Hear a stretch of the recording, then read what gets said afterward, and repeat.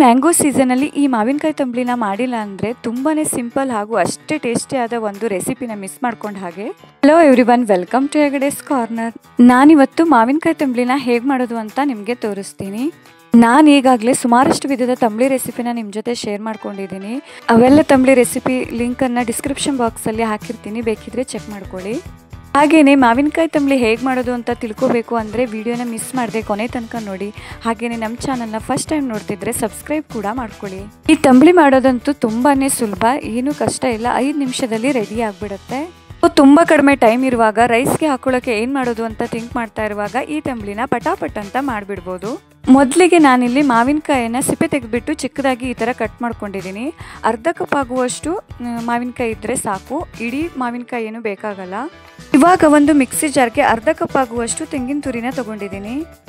ಅದೇ ಮಿಕ್ಸಿ ಜಾರ್ಗೆ 4 ಎಸಳು ಬೆಳ್ಳುಳ್ಳಿನ ಹಾಕ್ತಾ ಇದ್ದೀನಿ. ಹಾಗೆಯೇ 2 ಗಾಂಧಾರಿ ಮೆಣಸನ್ನು ಹಾಕ್ತಾ ಇದ್ದೀನಿ. ಇಲ್ಲ ಅಂದರೆ ಹಸಿ ಮೆಣಸನ್ನು ಕೂಡ ಇಲ್ಲಿ ಯೂಸ್ ಮಾಡ್ಬೋದು. ನಿಮಗೆ ಖಾರ ಎಷ್ಟು ಬೇಕು ಅಷ್ಟು ಮೆಣಸನ್ನು ತೊಗೊಳ್ಬೇಕು. ಇವಾಗ ಇದನ್ನು ಗ್ರೈಂಡ್ ಮಾಡ್ಕೋಬೇಕು. ಗ್ರೈಂಡ್ ಮಾಡ್ಕೋತಾ ಇದ್ದೀನಿ. ಅಷ್ಟು ಗ್ರೈಂಡ್ ಮಾಡುವಾಗ ನೀರು ಹಾಕಿರಲಿಲ್ಲ ಅಲ್ವಾ, ಇವಾಗ ಎಷ್ಟು ಬೇಕು ಅಷ್ಟು ಸ್ವಲ್ಪ ನೀರನ್ನು ಹಾಕಿಬಿಟ್ಟು ಗ್ರೈಂಡ್ ಮಾಡ್ಕೋತಾ ಇದ್ದೀನಿ. ಮತ್ತೆ ಗ್ರೈಂಡ್ ಮಾಡೋಣ. ಇದು ತುಂಬಾ ಸ್ಮೂತ್ ಪೇಸ್ಟ್ ಆಗಬೇಕು. ಕಾಯಿ ಎಲ್ಲ ಚೆನ್ನಾಗಿ ಗ್ರೈಂಡ್ ಆಗಿ ನೈಸ್ ಪೇಸ್ಟ್ ಆಗಬೇಕು. ನೋಡಿ ಇವಾಗ ರೆಡಿಯಾಗಿದೆ. ಇವಾಗ ಅದೇ ಮಿಕ್ಸಿ ಜಾರ್ಗೆ ತೆಂಗಿನಕಾಯಿ ಇರುತ್ತಲ್ವ, ಅದೇ ಮಿಕ್ಸಿ ಜಾರ್ಗೆ ಕಟ್ ಮಾಡಿ ಇಟ್ಕೊಂಡಿರೋ ಮಾವಿನಕಾಯಿನ ಹಾಕಿಬಿಟ್ಟು ಮತ್ತೆ ಚೆನ್ನಾಗಿ ನೈಸಾಗಿ ಸ್ಮೂತ್ ಪೇಸ್ಟ್ ಮಾಡ್ಕೋತೀನಿ. ನೋಡಿ ಈ ಥರ ಸ್ಮೂತಾಗಿ ಚೆನ್ನಾಗಿ ಪೇಸ್ಟ್ ಮಾಡ್ಕೊಂಡಿದ್ದೀನಿ. ಇವಾಗ ಇದನ್ನು ಒಂದು ಪಾತ್ರೆಗೆ ಟ್ರಾನ್ಸ್ಫರ್ ಮಾಡ್ಕೋತಾ ಇದ್ದೀನಿ. ನೆಕ್ಸ್ಟು ಅದೇ ಮಿಕ್ಸಿ ಜಾರ್ಗೆ 2 ಚಮಚ ಆಗುವಷ್ಟು ಮೊಸರನ್ನ ಸ್ವಲ್ಪ ಒಂದ್ಸಲ ಗ್ರೈಂಡ್ ಮಾಡಿಬಿಟ್ಟು ಹಾಕ್ತಾ ಇದ್ದೀನಿ. ಇಲ್ಲ ಮೊಸರು ಬೇಡ ಅಂದರೆ ಮಜ್ಜಿಗೆನ ಹಾಕಿದ್ರೆ ಗ್ರೈಂಡ್ ಮಾಡೋದು ಬೇಡ, ಡೈರೆಕ್ಟಾಗಿ ಹಾಕ್ಬೋದು. ಇಷ್ಟು ಬಂದುಬಿಟ್ಟು ಕನ್ಸಿಸ್ಟೆನ್ಸಿನ ಅಡ್ಜಸ್ಟ್ ಮಾಡೋದಕ್ಕೆ ನಾನಿವಾಗ ಸ್ವಲ್ಪ ನೀರನ್ನು ಹಾಕ್ತಾ ಇದ್ದೀನಿ. ಅದು ದಪ್ಪ ಇದ್ದರೆ ಸ್ವಲ್ಪ ತೆಳ್ಳಗಾಗೋ ಥರ ನೋಡಿ ತಂಬ್ಳಿ ಕನ್ಸಿಸ್ಟೆನ್ಸಿ ಬರಬೇಕು, ಅಷ್ಟು ನೀರನ್ನು ಹಾಕ್ತಾ ಇದ್ದೀನಿ. ನೋಡಿ ನಾನು ತೋರಿಸಿದ್ದೇನಲ್ವ ವಿಡಿಯೋದಲ್ಲಿ ಆ ಥರ. ನೆಕ್ಸ್ಟ್ ಬಂದುಬಿಟ್ಟು ರುಚಿಗೆ ತಕ್ಕಷ್ಟು ಉಪ್ಪನ್ನು ಹಾಕಿದ್ದೀನಿ. ಹಾಗೆಯೇ ಒಂದು ಸ್ವಲ್ಪ ಅಂದರೆ 1/4 ಸ್ಪೂನ್ ಆಗುವಷ್ಟು ಸಕ್ಕರೆನ ಹಾಕ್ತಾ ಇದ್ದೀನಿ. ಈ ಥರ ಚೆನ್ನಾಗಿ ಮಿಕ್ಸ್ ಮಾಡಿಬಿಟ್ಟು ಇದಕ್ಕೆ ಇವಾಗ ಒಂದು ಒಗ್ಗರಣೆನ ಹಾಕೋಣ. ಒಗ್ಗರಣೆಗೆ ಮೊದಲು 2 ಸ್ಪೂನ್ ಆಗುವಷ್ಟು ಎಣ್ಣೆನ ತೊಗೊಂಡಿದ್ದೀನಿ.